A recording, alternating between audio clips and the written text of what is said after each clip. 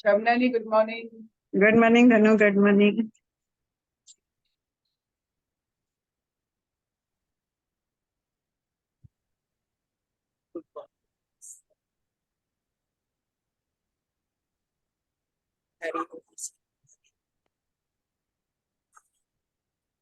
शेर की दहाड़ और एक संत की जिज्ञासा, ये ओमकार नाद का प्रतीक है। कौवा की kaa का उसकी ओमकार नाद, बिल्ली की म्याऊं उसकी ओमकार नाद। जिज्ञासु का जो ओमकार नाद है वो अ उ म से संलग्न है। एक जिज्ञासु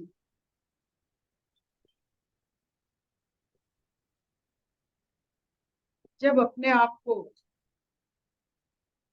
आप एक जिज्ञासु मानेंगे, हर जगह आपको ध्रुव तारा दिखेगा, क्योंकि ध्रुव तारा उत्तर में रहता है। उत्तर मतलब आंसर्स। एक जिज्ञासु ही उत्तर दिशा में गति करता है। तो ये जो हम शुरुआत करते हैं, सवेरे आकर माँ के चरणों में बैठते हैं, प्रकृति की साथ, प्रकृति की आशीर्वाद लेकर जिज्ञासा के पथ में जब हम अपने आप को समर्पित करके उत्तर की खोज पे निकलते हैं,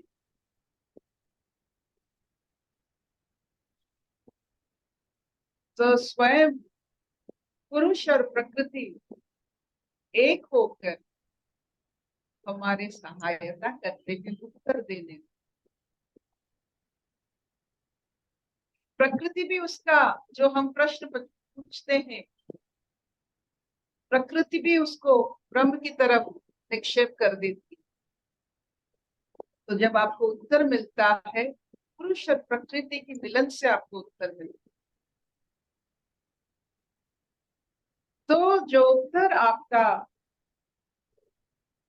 ये नश्वर संसार में ऐश्वर्य भर देता है, आप जान लीजिए कि आप वो है जिसकी वजह से पुरुष और प्रकृति एक।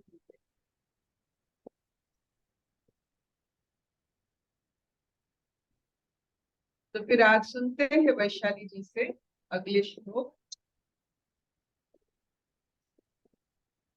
नमस्ते अर्पिता, नमस्ते सर्व योगियों को।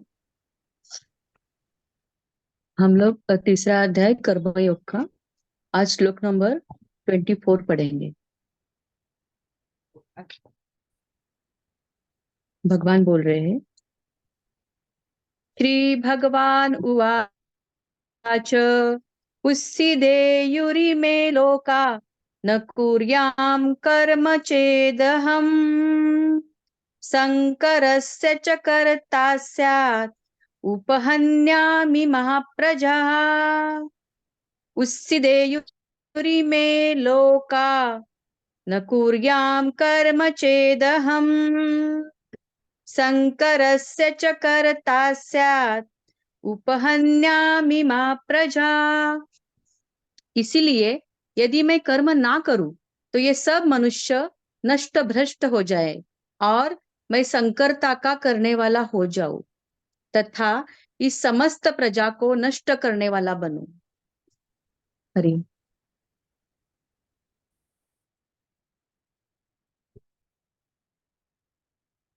महाप्रभु कृष्ण जी की ये वाणी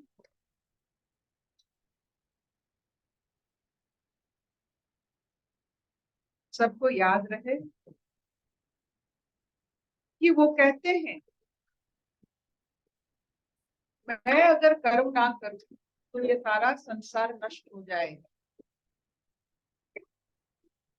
इसको समझने में हम एक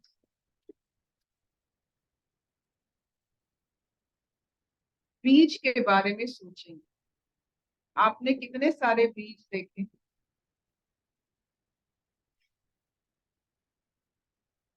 बीज जब तक अंकुरित नहीं होता है, बीज के बारे में कुछ पता ही नहीं चलता। तो अंकुरित बीज से पता चलता है ये कौन सा बीज। वैसे कर्म से पता चलता है ये कौन सा बीज है। बिना कर्म किए आपकी पता ही नहीं चलता है वो कौन। शारीरिक सिर्फ शरीर रहने से आपका वजूद नहीं रहता। शरीर तो सबके पास है। तो शरीर से अंकुरित हुआ कर्म से आपकी पहचान बनती, आपकी पहचान से आपकी गति होती है और आपके संसार में आपकी प्रतिष्ठा होती है। अगर सिर्फ आप शरीर देखकर आपकी प्रतिष्ठा हो जाए तो शंकर ही शंकर, वर्ण शंकर जैसे बताया गया है, कंफ्यूजन ही कंफ्यूजन। अगर आप अंकुरित हुए बीज को ना देखकर आपके घर के आंगन में आप उसको डालेंगे तो आप देखोगे कितना भयंकर हो जाता है सिर्फ बीज डालने से। लेकिन बीज की पहचान उसकी अंकुर है, उसको देखकर आप लाते हो, घर में लगाते हो, ताकि आपको पता चलता है कौन रह सकता है आपके पास या नहीं। ऐसे अगर सिर्फ शरीर देखकर आपको आपकी सब जो मिलता है, प्रकृति से आपको जो मिलता है, आपकी जो गति बढ़ाता है, जो कुछ आपको मिलता है सिर्फ शरीर देखकर मिलेगा, तो ये जो वर्ण होते हैं, जो पशु पक्षी का जो पहचान होता है, मनुष्य का जो जितने सारे अवस्था की मनुष्य का पहचान होता है, उसमें बहुत सारे कंफ्यूजन हो जाए। तो इसी से पता चलता है जो सिर्फ बीज है, सिर्फ शरीर है, वो मृत्यु समान। जो अंकुरित नहीं होता है, जो शरीर कर्म नहीं करता है, वो जैसे मानो शव है। शव का इस संसार में क्या प्रयोजन है? शव का प्रयोजन सिर्फ मिट्टी की उर्वरता बढ़ाने के लिए होता है। जब आप शरीरधारी होकर उसमें से कर्म को नहीं अंकुरित कर पाते हो, आप शव बन जाते हो, आपको मिटा दिया जाएगा, आपको पूरी भाव से पंच तत्वों में मिला दिया जाएगा। आपका यही आशीर्वाद। जब आप कर्म करने लगते हो, उस कर्म से आपकी जो शुरुआत है, उद्गम है जिसे कहते हैं, आपकी उद्गम, आपका सोर्स, आप कहां से आए हो, आपका कर्म बताता है। सिर्फ शरीरधारी होने से आप शव ही हो। आप कर्म करने से आप शिव बनते हो, शिव बनने की कोशिश करते हो।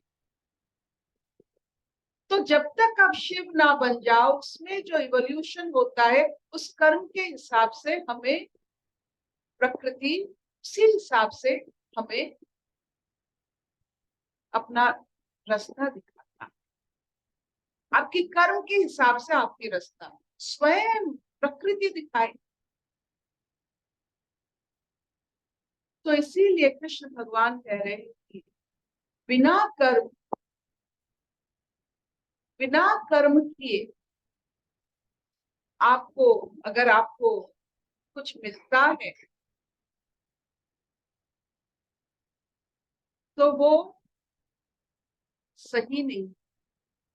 शव को जितना जो मिलेगा, शव का क्या उसमें लेना देना होता। तो मान लीजिए आज की कथा कि बिना कर्म ये शरीर शव, और कर्म करते करते हम शिव बनते, तो कहाँ शव कहाँ शिव। और कर्म से ही हम शव से शिव बनते हैं, और प्रकृति शक्ति प्रदान करके हमें शव से शिव बनाता है। तो शव में जब शक्ति प्रयोग हो जाता है वो शिव बन जाता है। जब तक आप कर्म नहीं करेंगे आपके अंदर में शक्ति की अनुभूति नहीं होगी। अगर शक्ति अनुभव करना, शक्ति उपासक है तो कर्म कीजिए। अगर शक्ति को अनुभव करना है इस शरीर में, इस मानसिक स्थिति में, तो कर्म कीजिए। चाहे वो स्थूल कर्म हो, सूक्ष्म कर्म हो, लेकिन कर्म में अपने आप को विपरीत, मतलब कर्म में अपने आप को पूरा उलझा दीजिए, कर्म कीजिए।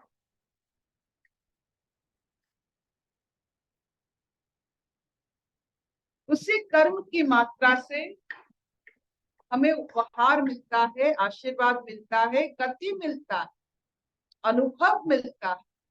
उस अनुभव के द्वारा हम आहिस्ता आहिस्ता अपना पहचान बढ़ाते हैं। आप अभी जब देखो, जिस स्तर में आपकी कर्म के हिसाब में, जिस स्तर में आपको, उसी हिसाब से आपको यहाँ काम मिलेगा। आप स्तर बदल लेते हो, आपका कर्म बदल जाता है। जैसे एक छोटी सी बच्ची जब अपने पीहर में रहती है, उसका कर्म होता है अलग। जब वो शादी हो जाती है, अपने ससुराल में आ जाती है, पहला साल उसका कर्म होता है अलग, माँ बनने के बाद हो जाता है अलग। तो अवस्थाएं देखिए, एक ही इंसान कितने सारे अलग अलग स्थिति के अनुसार उसको कर्म मिलता। स्थिति बदलो, कर्म से स्थिति बदलो। जो चेंज ऑफ स्थिति इज बाय कर्म, नॉट बाय अकर्म। आपकी पहचान आपका कर्म, चाहे वो आलू काटने की हो या सब्जी लाने की हो, चाहे वो मृदुभाष्य की लिए हो या आपको किसी को गाली गलौज देने की हो। गाली में भी आपको पता चल जाएगा कि आपके कहाँ आपका उद्गम क्या है। उद्गम को मत भूलिए, आपका सोर्स क्या है। हर कर्म से आपकी सोर्स तक हम पहुंच जाएंगे। जैसे एज अ टीचर, मैं एक शिक्षक हूँ, एक अभिभावक, जैसे एक आचार्य हूँ, तो बच्चों की बातों से पता चल जाता है उनके परिवार कैसा होता है, उनका उद्गम सोर्स क्या है। कर्म से पता चल जाता है कि आप कहाँ से हो, किस अवस्था से हो।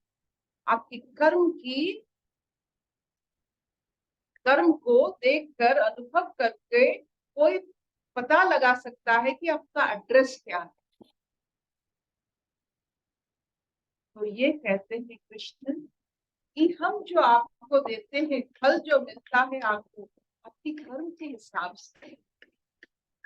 आपका पहचान आपका कर्म ही है, आपका शरीर नहीं है।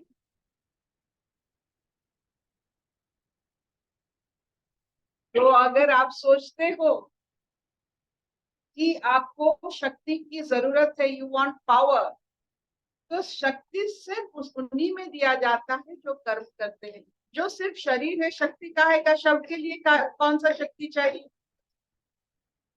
शब्द के लिए कौन सा शक्ति चाहिए? आप शब्द बनना चाहते हो,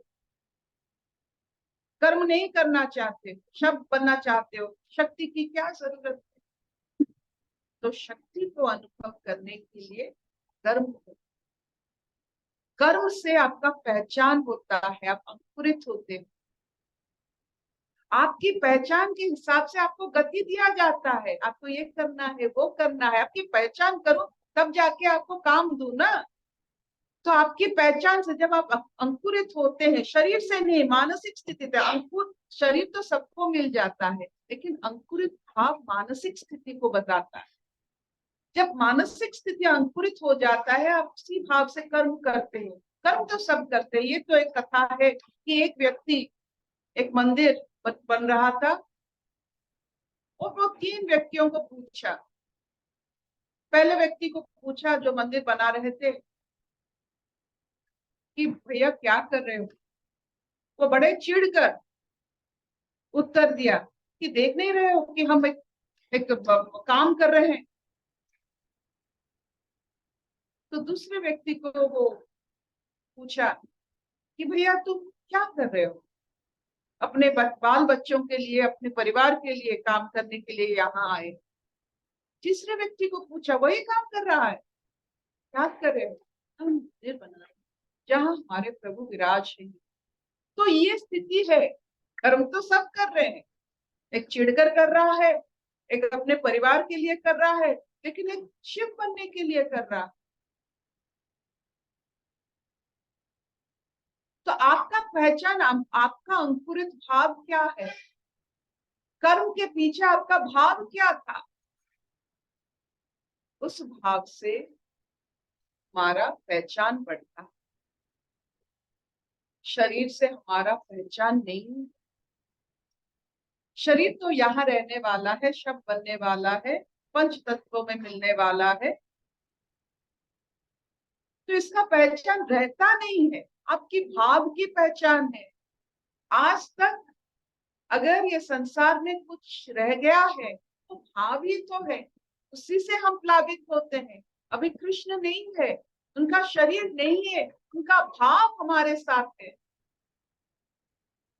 उनको हम कृष्ण मानते हैं क्योंकि उनके कर्म के हिसाब से हम उनको कृष्ण मानते हैं, शरीर के हिसाब से नहीं। कितने शरीर आए गए, लेकिन उनका कर्म, उनका पहचान। क्या इतना चलेगा? हाँ, और उस कर्म की स्थिति और कर्म के भाव से आपको आपकी आशीर्वाद, आपकी स्थिति के हिसाब से आपको फल मिलता। ये नहीं कि सब एक ही जैसा कर्म करते हैं, सब आलू भाजी बनाते हैं, लेकिन सबका हिस्से में वही फल नहीं आता। जिन्होंने आलू भाजी को समर्पित भाव से ईश्वर के लिए किया है, वही सिर्फ संतुष्टि अनुभव कर सकता है। नहीं तो कंपटीशन में सबका हालत अलग होता है। अगर आलू भाजी का एक कंपटीशन करेंगे, आप देखेंगे कौन शांत भाव से खड़ा होता है। जो निर्लिप्त और निर्विकार भाव से, पूरा अपने समर्पित भाव से आलू भाजी बनाती है, शिव बनकर बनाती है, तो उसको कैसा लगता होगा? चाहे मनुष्य की तौर से उसको क्या मिलता होगा, लेकिन संतुष्टि तो उसे मिल गया ना। प्राइस मिले ना, संतुष्टि जहां मिल जाता है, वो सांसारिक प्राइस का क्या मोल? एक डब्बा मिलेगा, एक संतुष्टि मिलेगा। क्या मिलता है आलू भाजी कंपटीशन में? एक डब्बा और एक को संतुष्टि। आप समझ लीजिए। अशतो मा सद्गमय तमसो मा ज्योतिर्गमय मृत्युर्मा अमृतं गमय सर्वे सुखिनः सन्तु सर्वे सन्तु निरामया सर्वे भद्राणि पश्यन्तु मा कश्चित् दुःखभाग् भवेत्। ओम शांति शांति शांति।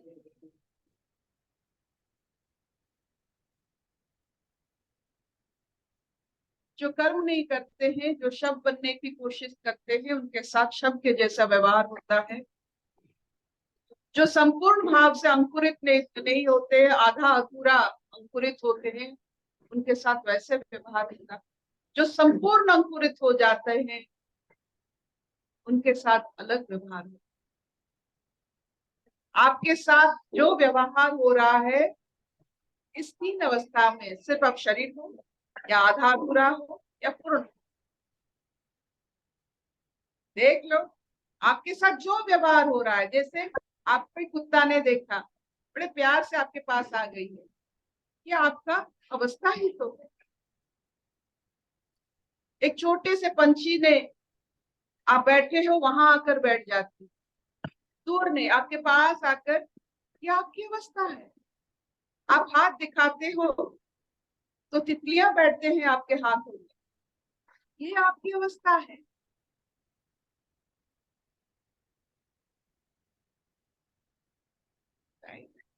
थैंक यू मम्मी, थैंक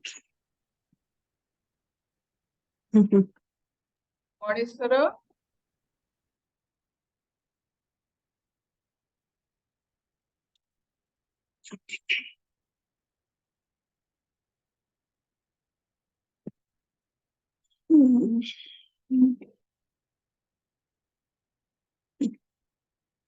बोलो क्या सब समझा तुमने?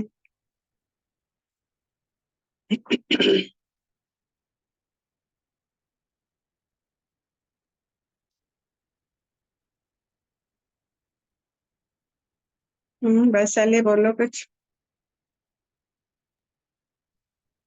आंटी, यही समझ में आता है आंटी, प्रकृति तुम्हारा aunty as it is reflection है। तुम्हारे अंदर का जो मेंटल स्टेट होता है ना, उसी